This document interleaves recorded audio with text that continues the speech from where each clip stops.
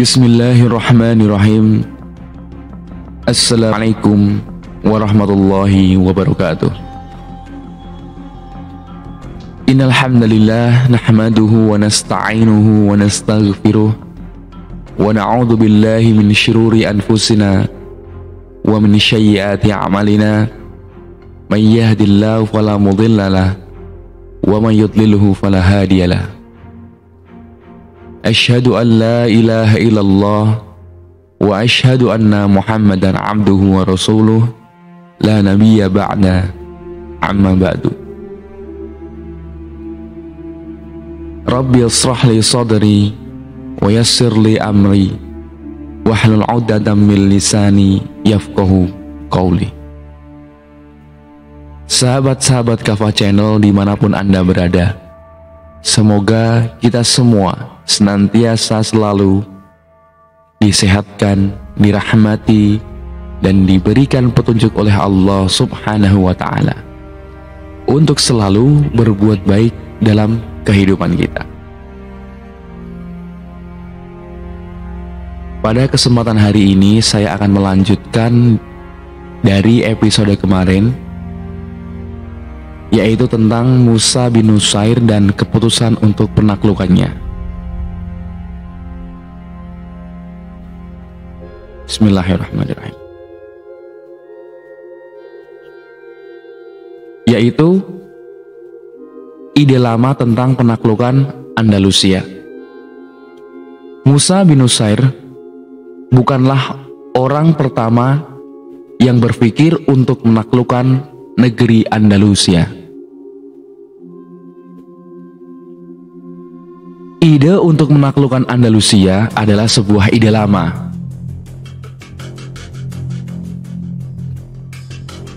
Pasukan-pasukan Islam di masa Utsman bin Affan radhiyallahu anhu telah mampu sampai ke Konstantinopel dan kemudian mengepungnya. Hanya saja mereka tidak dapat menaklukkannya. Konstantinopel hanya akan dapat ditaklukkan dari arah laut. Dan jika kalian dapat menaklukkan Andalusia, niscaya kalian akan mendapatkan pahala yang sama dengan mereka yang menaklukkan Konstantinopel di akhir zaman. Jadi maksudnya adalah bahwa agar kaum muslimin sukses menaklukkan Konstantinopel, maka mereka harus menaklukkan Andalusia terlebih dahulu. Kemudian setelah itu barulah mereka mengarah menuju Konstantinopel di timur Eropa.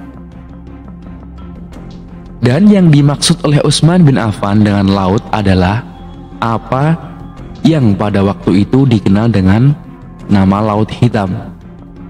Namun kaum muslimin tidak berhasil sampai ke Andalusia kecuali di masa Bani Umayyah, tepatnya di masa Musa bin Nusair saat berhasil menaklukkan kawasan Afrika Utara.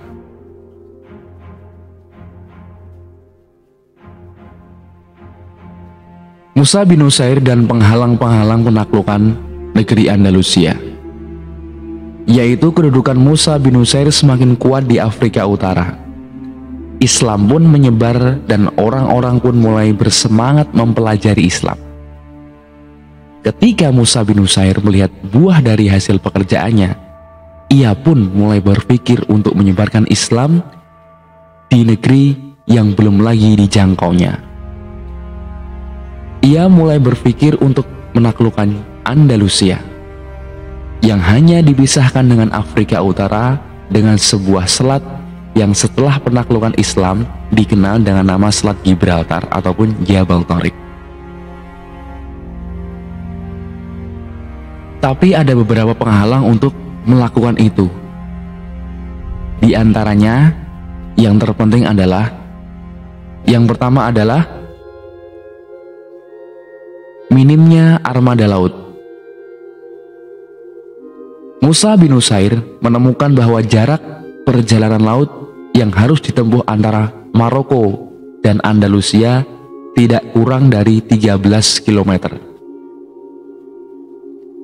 Namun ia tidak mempunyai armada laut yang cukup untuk menyeberangkan pasukannya.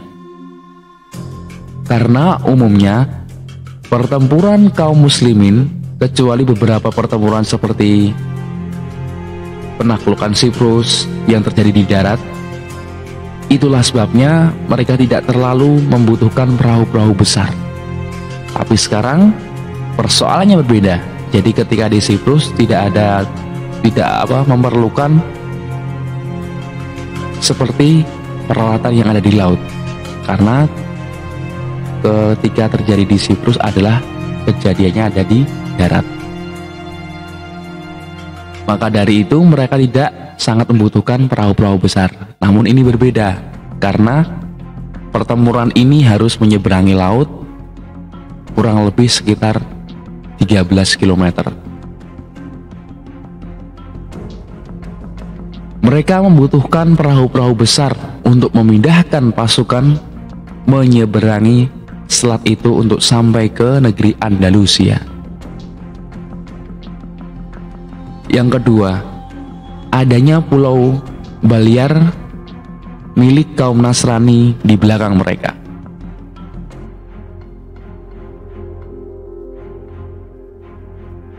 Musa bin Nusair telah belajar dari kesalahan-kesalahan para pendahulunya, sehingga ia tidak melangkah satu langkah kecuali setelah ia memastikan keamanan wilayah yang ia tinggalkan. Di timur Andalusia terdapat sebuah kepulauan yang bernama Kepulauan Balear. Ini adalah sekumpulan pulau yang terletak di tepian timur Laut Spanyol. Ada 3 pulau terpenting dari kawasan kepulauan tersebut, yaitu adalah Mallorca, Manuraka, dan kemudian Ibiza. Kepulauan ini dikenal dalam berbagai referensi berbahasa Arab dengan Kepulauan Timur dan lokasinya sangat dekat dengan Andalusia. Dari arah ini, maka sisi belakang Musa bin Nusair sama sekali tidak aman saat ia mulai memasuki Andalusia. Karena itu, pertama kali ia harus melindungi bagian belakang terlebih dahulu. Kemudian yang ketiga, adanya pelabuhan Sabtah ataupun Quetta tepat di sisi Selat Gibraltar yang berada dalam kekuasaan Kristen yang mempunyai hubungan dengan raja-raja Andalusia. Kaum muslimin pada waktu itu belum berhasil menaklukkan kota Sabtah, dan ini adalah sebuah kota yang mempunyai posisi yang strategis dan juga sangat penting. Kota ini mempunyai sebuah pelabuhan yang menjorok ke arah selatan Gibraltar. Namun, saat itu kota tersebut berada di bawah kekuasaan seorang pemuka Kristen yang bernama Julian. Orang ini mempunyai hubungan yang sangat baik dengan Raja Andalusia sebelumnya, yaitu Witiza. Witiza ini telah mengalami kudeta yang dilakukan oleh salah seorang panglimanya yang bernama Roderick. Roderick kemudian menduduki kursi kekuasaan di negeri Andalusia sebagai hasil dari kudeta tersebut. Musa bin Nusair khawatir jika ia menyerang Andalusia, Julian akan bersekutu dengan Roderick untuk menghadanginya. Setelah mendapatkan tawaran menteri, harta, dan lain sebagainya yang berkaitan dengan materi atau kesepakatan yang lain, sehingga mereka kemudian sepakat untuk mengepung dan menghabisinya bersama juga dengan pasukannya. Kemudian yang keempat adalah minimnya jumlah kaum muslimin. Penghalang keempat yang dihadapi oleh Musa bin Nusair adalah kekuatan kaum muslimin penakluk yang datang dari Jazirah Arab, yaitu Syam dan Yaman, yang sangat terbatas. Pada saat yang sama, mereka tersebar di berbagai wilayah Afrika Utara. Karena itu, ia mungkin tidak dapat menaklukkan Andalusia dengan jumlah kaum muslimin yang sedikit seperti ini.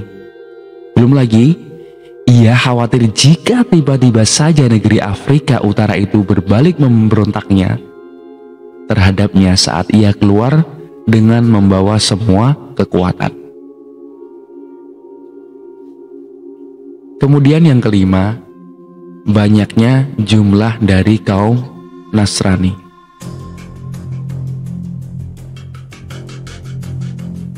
Berlawanan dengan kaum muslimin yang sangat terbatas, jumlah pihak Kristen dengan semua perbekalan dan jumlahnya berdiri menjadi penghalang bagi Musa bin Nusair untuk menaklukkan Andalusia.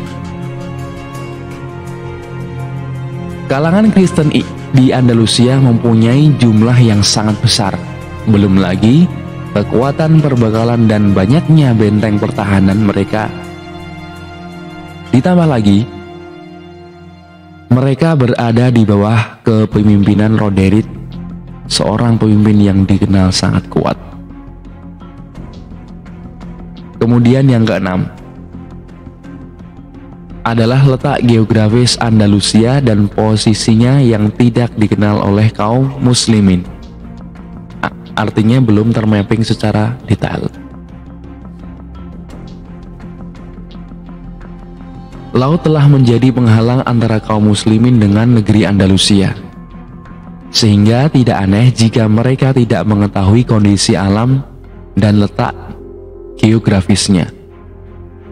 Hal ini membuat gerakan mereka untuk menyerang untuk menaklukkan negeri ini menjadi sulit. Lebih dari itu, negeri Andalusia memiliki ciri khas dengan banyaknya pegunungan dan sungai-sungainya. Itu semua akan menjadi penghalang yang kuat terhadap semua gerakan pasukan yang datang menyerang, khususnya jika yang menjadi sarana utama dalam mengangkut pasukannya dan berbekalannya adalah sebuah kuda atau bighail, yaitu peranakan kuda dengan keledai. Musa bin Nusair dan upaya menghadapi berbagai halangan. Musa bin Nusair tidak menyerang menghadapi semua halangan yang menghadangnya di jalan untuk menaklukkan negeri Andalusia. Semua penghalang itu pun justru membuatnya semakin bertekad, bersemangat untuk menaklukkannya. Dari sinilah, dengan penuh kehati-hatian dan kewaspadaan, ia mulai mengatur dan menetapkan langkah-langkah prioritasnya. Maka ia pun mulai bekerja untuk menghadapi dan menundukkan penghalang-penghalang tersebut dengan langkah-langkah sebagai berikut ini.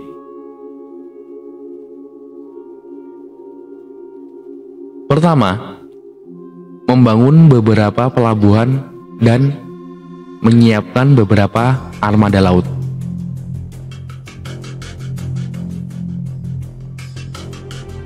Pada tahun 87 atau 88 Hijriah, Musa bin Nusair mulai membangun beberapa pelabuhan untuk menjadi pangkalan kapal-kapal lautnya.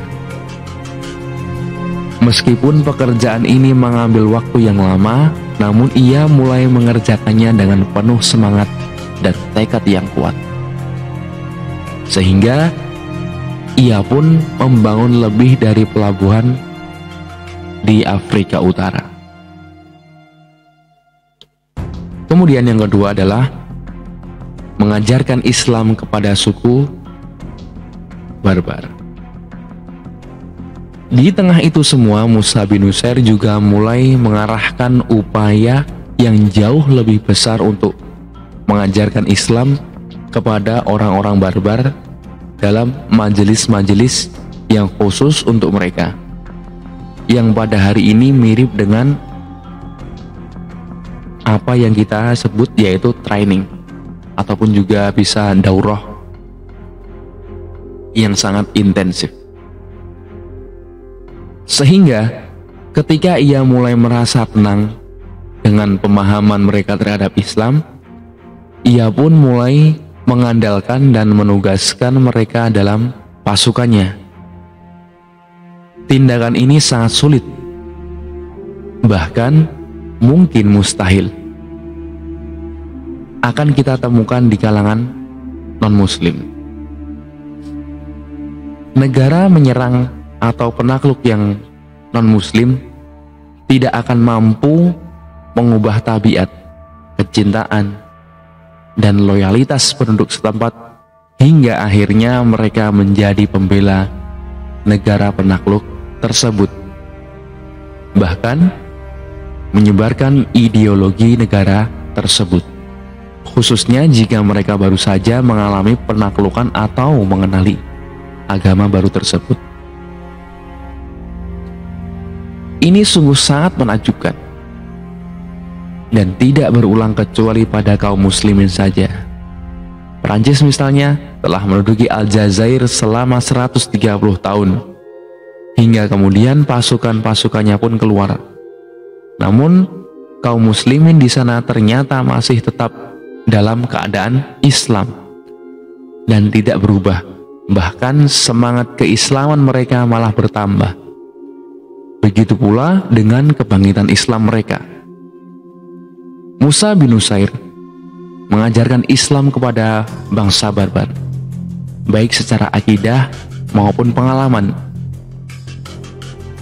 Ia menanamkan kecintaan pada jihad dan mengorbankan diri maupun apa yang berhak untuk Allah Subhanahu wa Ta'ala.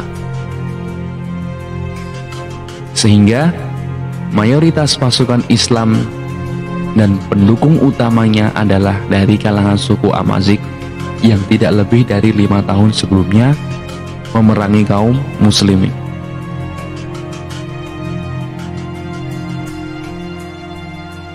Yang ketiga adalah mengangkat Tharik bin Ziyad sebagai pemimpin pasukan. Panglima adalah kiblat dan sandaran pasukan perang. Dengan pemahaman inilah Musa bin Nusair kemudian mengangkat pemimpin barbar yang pemberani, yaitu siapa? Yaitu adalah Tharik bin Ziyad. Pada tahun 50 sampai 102 Hijriah atau bertepatan dengan 670 sampai dengan 720 Masehi. Sebagai pemimpin pasukan yang akan bergerak menuju Andalusia, dialah panglima yang menggabungkan antara rasa takut kepada Allah dan sikap wara, serta kemampuan militer, kecintaan pada jihad, dan keinginan untuk mati syahid di jalan Allah Subhanahu wa Ta'ala. Meskipun Tharik bin Ziyad dari kalangan barbar, bukan dari kalangan bangsa Arab, namun Musa bin Nusair lebih mengedepankannya dibanding orang-orang Arab. Jadi ada sebabnya. Yang pertama adalah kapabilitas. Meskipun Tharik bin Ziyad bukanlah dari kalangan bangsa Arab, namun itu tidak menghalangi Musa bin Nusair untuk mengangkatnya untuk menjadi pemimpin pasukan, karena ia mengetahui betul bahwa tidak ada kelebihan bagi orang Arab atas orang non-Arab. Begitu juga dengan sebaliknya, kecuali ketakwaannya. Ia menemukan pada diri Tharik bin Ziyad terlebih, yaitu kelebihan dibandingkan yang lain. Juga kapabilitas dalam menjalankan misi ini dengan sebaik-baiknya. Ini tidak lain menunjukkan bahwa dakwah Islam sama sekali bukan dakwah rasialisme yang selalu menyerukan fanatisme serta melebihkan ras atau kelompok tertentu atas nama lainnya. Ia tidak lain adalah dakwah yang universal untuk seluruh alam semesta.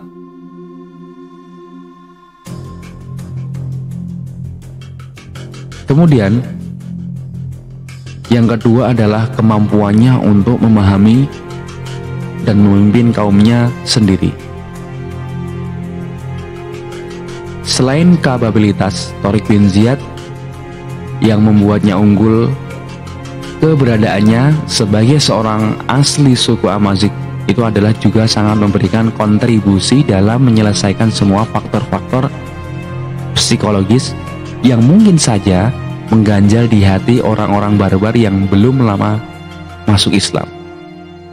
Karena itu, ia berhasil memimpin dan menundukkan mereka untuk mencapai tujuan yang ia inginkan. Di samping itu, sebagai orang Amazigh, ia tentu mampu memahami bahasa kaumnya, sebab tidak semua orang barbar menguasai percakapan dengan bahasa Arab. Sementara Tariq bin Ziyad menguasai kedua bahasa tersebut, Arab dan Amazigh. Dengan alasan ini dan juga alasan yang lain, Musa bin Nusair memandang bahwa ia layak untuk memimpin pasukannya, maka ia pun mengangkatnya untuk itu. Kemudian yang keempat adalah penaklukan Kepulauan Baliar dan penggabungan ke dalam wilayah kaum muslimin. Salah satu sarana terpenting yang ditempuh oleh Musa bin Nusair untuk membuka jalan penaklukan Andalusia dan mengamankan bagian belakangnya seperti yang biasa ia lakukan. Ia pun menaklukkan Kepulauan Baliar yang kemudian dimasukkannya ke dalam wilayah kekuasaan kaum muslimin. Dengan begitu, ia telah mengamankan front belakangnya dari arah timur. Langkah ini menunjukkan kecerdasan dan kebriliannya dalam strategi dan kepemimpinannya.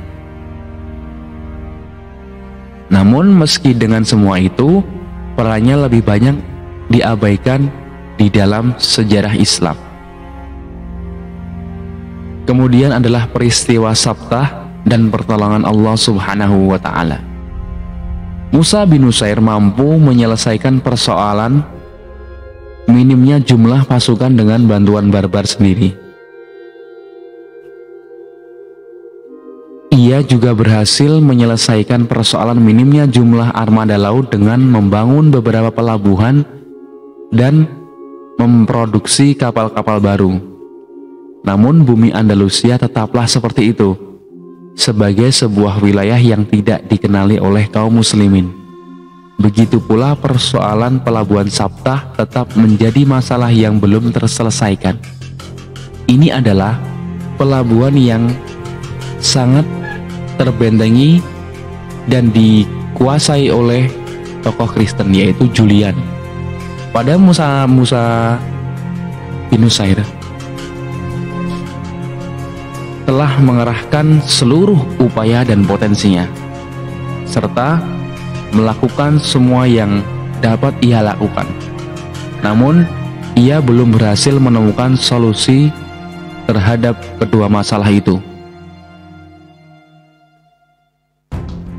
Kemudian datanglah pertolongan Allah dalam Quran surat Al-Hajj ayat 38. A'udzu billahi minasy syaithanir rajim. Innallaha yudafi'u 'anil ladzina amanu. Innallaha la yuhibbu kulla khawanin kafur. Yang artinya, sesungguhnya Allah akan membela orang-orang yang beriman. Sesungguhnya Allah tidak menyukai setiap pengkhianatan yang ingkar.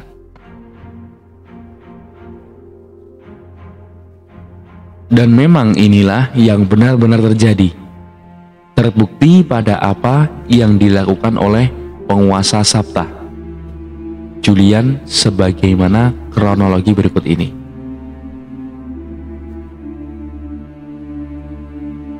Julian akhirnya benar-benar berpikir keras melihat apa yang sedang terjadi di sekelilingnya. Bagaimana bumi ini mulai terasa sempit baginya dan sedikit demi sedikit mulai dikuasai oleh kaum muslimin yang semakin hari semakin bertambah kuat. Ia sendiri bertanya-tanya, sampai kapan ia akan tetap berdiri kuat menghadapi mereka jika akhirnya mereka datang menyerang.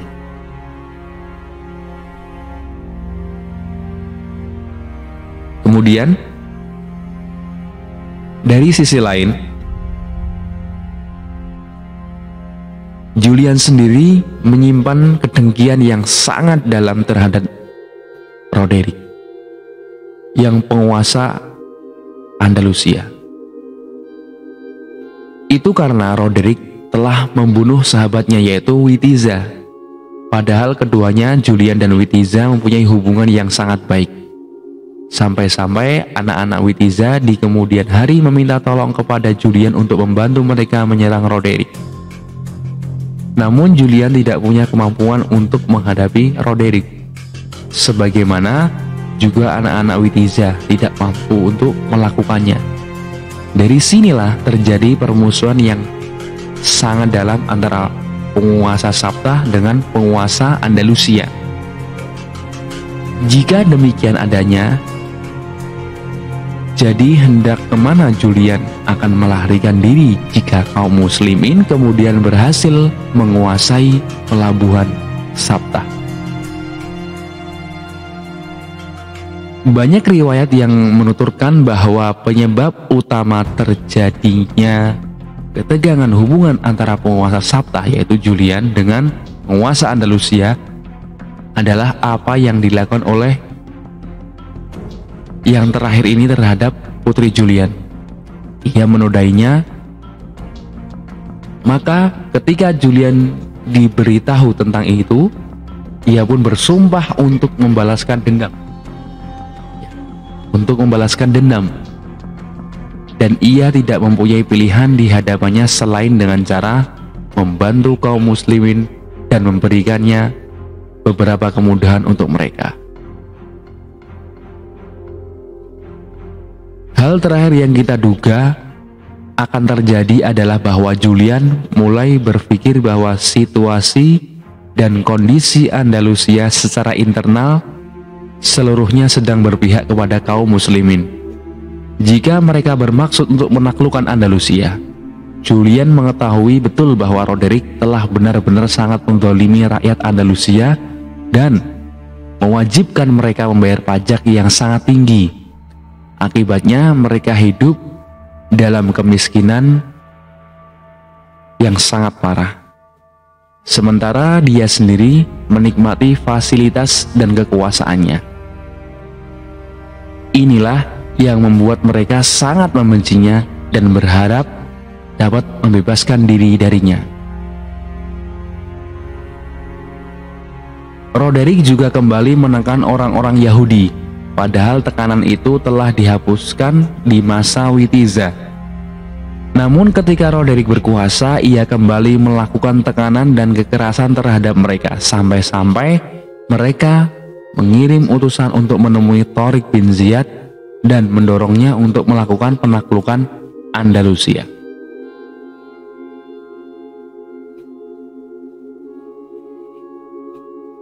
Ini di samping keinginan Julian untuk mengembalikan semua hak milik dan kekayaan anak-anak Witiza yang banyak berada di Andalusia yang pernah dirampas oleh Roderick.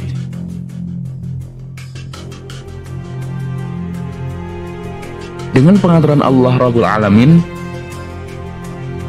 pemikiran ini mengendap dan berkembang dengan baik di otak Julian. Sementara di saat yang sama Musa bin Nusair telah mengarahkan semua potensi dan mulai mengalami kebingungan. Hingga akhirnya tiba-tiba Julian mengirim utusan menemui Tariq bin Ziyad, yaitu gubernur Tangier, yang berjarak beberapa kilometer dari pelabuhan Sabta, dengan tujuan melakukan negosiasi. Adapun pengaturan ilahi dan kejutan sebenarnya terjadi dalam poin-poin negosiasi dan permintaan yang menakjubkan ini. yang berbunyi sebagai berikut. 1. Kami menyerahkan pelabuhan Sabtah kepada Anda, padahal kota ini telah menjadi persoalan besar bagi kaum muslimin selama bertahun-tahun lamanya, tanpa ada solusi karena sudah berada di luar kemampuan mereka. Yang kedua adalah, kami akan membantumu dengan semua informasi terkait bumi Andalusia. Ketiga, sebagai imbalannya adalah semua properti bangunan dan tanah milik Witiza yang selama ini dirampas oleh Roderick. Witiza sendiri mempunyai 3.000 properti yang harusnya menjadi milik keturunannya sepeninggalannya. Namun Roderick merampasnya dari mereka. Ini sebuah negosiasi dan permintaan yang terbaik.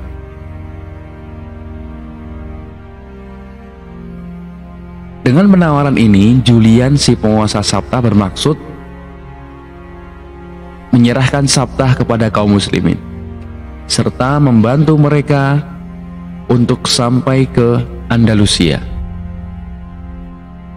Kemudian saat nanti kaum muslimin menguasai Andalusia, maka ia akan tunduk dan patuh kepada mereka, dengan syarat kaum muslimin mau mengembalikan properti dan kekayaan Witiza. Betapa indahnya penawaran dan permintaan itu, betapa besar barang dagangannya, namun betapa murahnya harga yang perlu dibayarkan.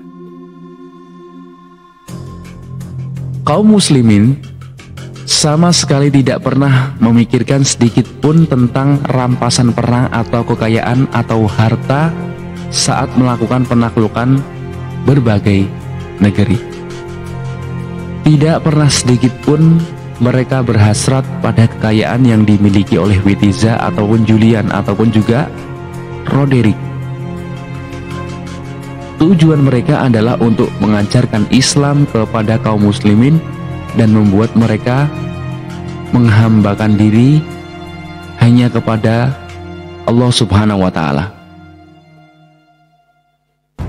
Jika mereka masuk Islam, maka mereka mempunyai hak dan kewajiban yang sama dengan kaum muslimin. Namun jika mereka tidak masuk Islam dan ingin membayar jizyah, maka saat itu seluruh kekayaan mereka akan diserahkan kepada mereka untuk menguasainya. Dari sinilah maka harga yang ditawarkan Julian begitu murah, sementara barang yang akan diperoleh kaum muslimin begitu berharga. Tariq bin Ziyad pun segera mengirimkan utusan menemui Musa bin Nusair yang saat itu berada di Kairouan, ibu kota kawasan Afrika Utara pada waktu itu, yang sekarang letaknya adalah di negara Tunisia, untuk menyampaikan kabar itu kepadanya. Mendengar kabar itu, ia sangat bergembira. Dengan segera Musa bin Nusair pun mengirimkan utusan untuk menemui Khalifah Umayyah Al-Walid bin Abdul Malik untuk menyampaikan kabar yang sama kepadanya, serta meminta izin untuk segera menaklukkan Andalusia. Al-Walid pun menuliskan surat untuknya agar ia segera memasuki wilayah itu secara bergelombang dan jangan sampai ia mengorbankan kaum muslimin tenggelam di dalam lautan yang sangat hebat gelombangnya. Musa bin Nusair membalas dan mengatakan bahwa yang akan mereka lalui bukanlah lautan, itu hanya sebuah teluk yang siapapun dapat melihat dengan jelas bagian yang ada di seberangnya.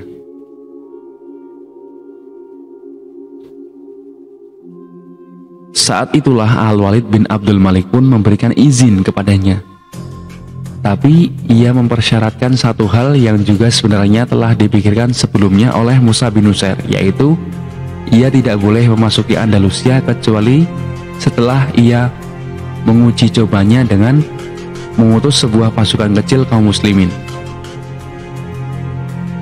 Karena ia tidak pernah tahu sejauh mana kebenaran informasi yang diberikan oleh Julian tentang Andalusia.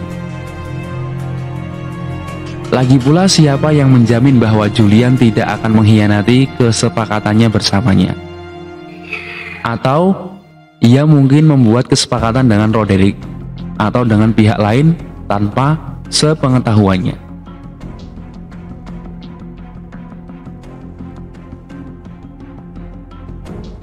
Pasukan Tharif bin Malik, pasukan pertama kaum muslimin yang menuju Andalusia.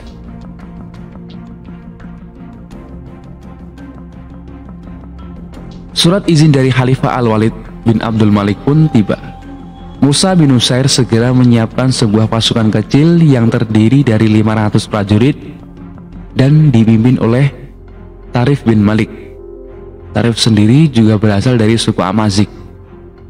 Tharif bin Malik yang memiliki punya nama ataupun nama panggilan Abu Zur'ah bergerak meninggalkan Maroko dengan memimpin 500 prajurit, yaitu kaum muslimin, yang terdiri dari 400 orang pasukan infanteri dan 100 orang pasukan kavaleri menuju Andalusia.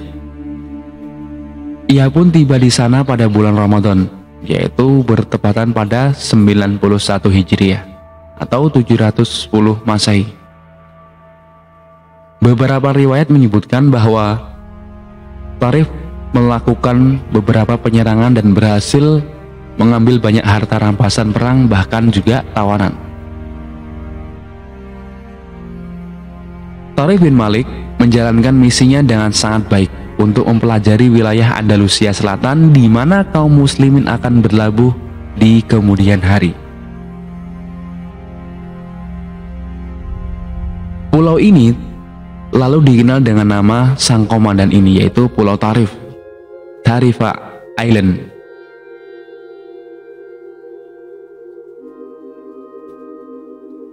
Setelah selesai dengan misinya,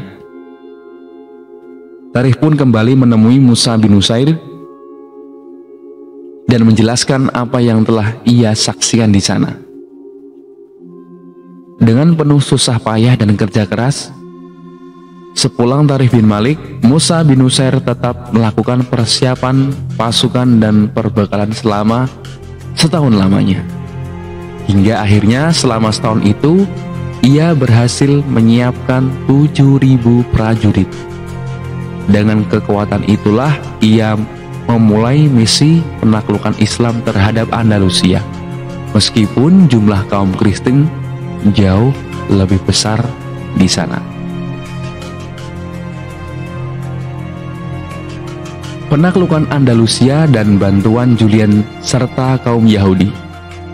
Beberapa riwayat berbahasa Arab dan asing banyak menyebutkan nama Julian sang penguasa Sabtah dan memasukkannya dalam setiap fase penaklukan kaum muslimin terhadap Andalusia.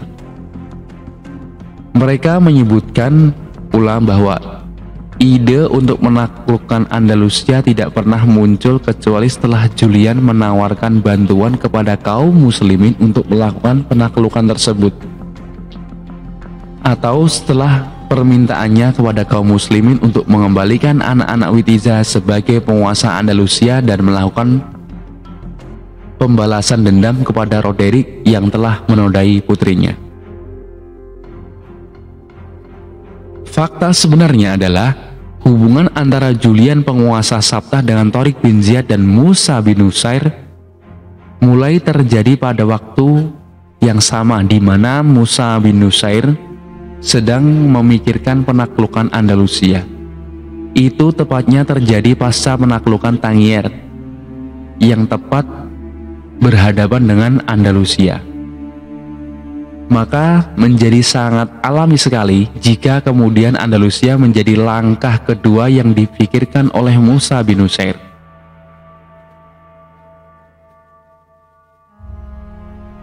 Kita sama sekali tidak menafikan adanya hubungan antara kedua pihak, yaitu Islam dan Spanyol. Tetapi kita tidak menetapkannya sebagai penyebab utama munculnya ide penaklukan itu. Karena hal itu tentu saja meremehkan nilai penaklukan Islam terhadap negeri tersebut.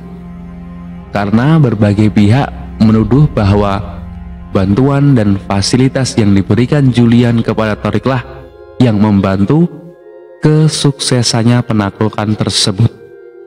Meskipun kita tidak menafikannya bahwa hal itu termasuk faktor pendukung kesuksesan penaklukan tersebut.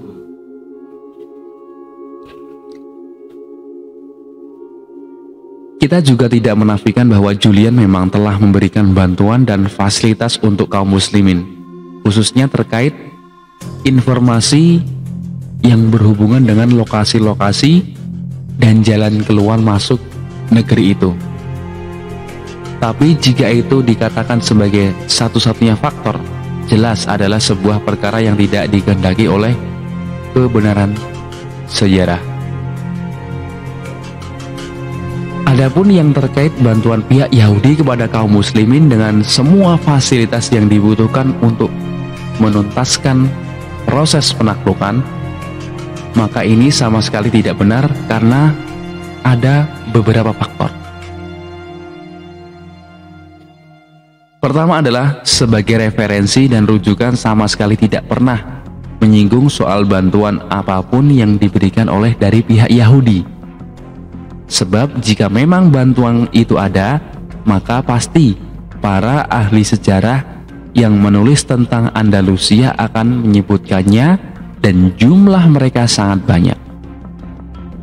Para periwayat juga akan menukilkan dari generasi ke generasi, sama persis ketika mereka memaparkan tentang bantuan Julian kepada kaum muslimin.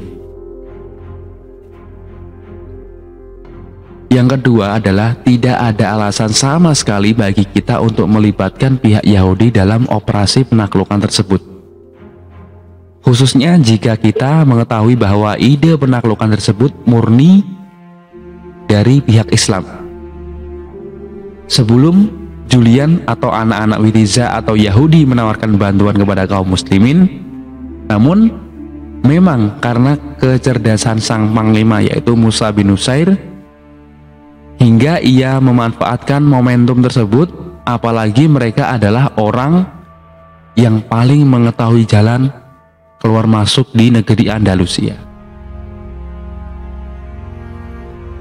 Yang ketiga, siapa saja yang meneliti dan mencermati operasi penaklukan yang dilakukan oleh kaum muslimin terhadap kota-kota Andalusia akan melihat dengan jelas bahwa kaum muslimin sama sekali tidak mengetahui adanya jumlah besar kaum Yahudi di negeri Andalusia.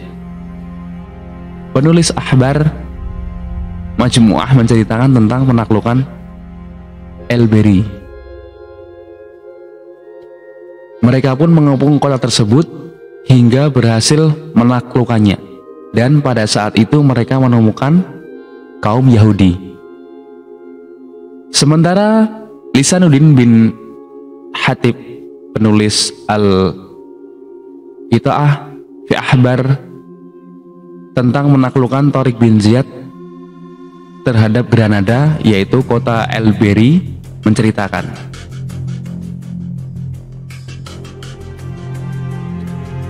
mereka pun mengepung kota tersebut lalu menaklukkannya dengan paksa. Ternyata mereka menemukan kelompok Yahudi yang kemudian mereka masukkan ke dalam benteng Granada. Hal itu kemudian menjadi sebuah tradisi yang mereka jalankan, sehingga kapan saja mereka menemukan kaum Yahudi di kota yang mereka taklukkan, mereka akan menggabungkan ke dalam benteng, lalu mereka menyuruh sekelompok kaum muslimin untuk menjaganya.